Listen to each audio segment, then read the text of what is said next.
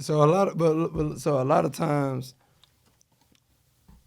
because I'm sure we have producers that'll watch this, that's trying to get to the A&Rs, Yeah. and same thing with songwriters. But a lot of times A&Rs go off of the hot name. You know what I mean? Yeah. You know, like, oh, this person did this in the past. This person did this in the past. Yeah. How do you decide who to work with when it comes to the artists that you're dealing with? Because my personal opinion, every producer isn't for everybody. Facts. No matter what hits or whatever history they got. Yeah. You know what I mean? It could be a super new producer that's like, oh my gosh, y'all mesh. Yeah. And then there could be a producer with whatever past, and damn, I thought that'd be good because they did this song and it sold 1 million records. Yeah. You Yeah. know what I mean? Yeah. Now you hit it right on the head. Every producer's not for everybody. Right. So, me working with, an artist, I listen to that artist, I listen to the music, and I know which producer I need to go to. Gotcha. I don't just get a producer like, just send me beats.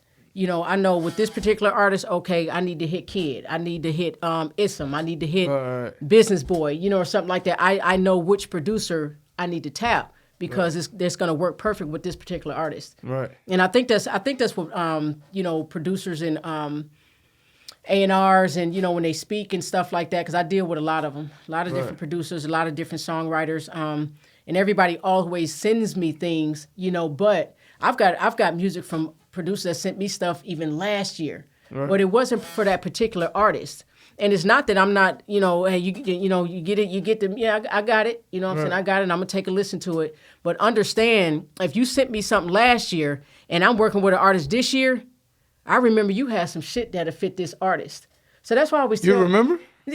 Like, I'm gonna tell you the Issam. Issam sent me a beat. I know he sent me this beat maybe last year. I was in the studio with Amaretta.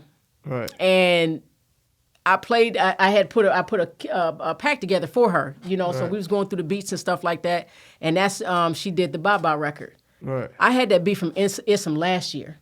Right. But I always go. I always go back because for one, I appreciate the producer. Right. For sending me beats because they don't know me. They don't know if I can get something placed. They don't know who I'm working with. They don't know nothing. Right.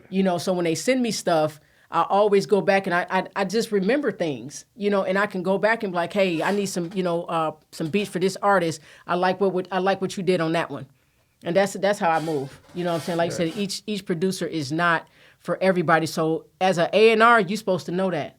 Right. You know what I'm saying? You don't get in blind because for one, the label's paying for this studio time. Fair. Everybody is getting paid, and you got to go by a budget.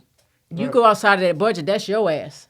So when you know what I'm saying? So when you do that, you got to make sure, you got the right people. And when I got a good vibe, like with a producer or even an engineer, I like him. So we worked with Juice God over at,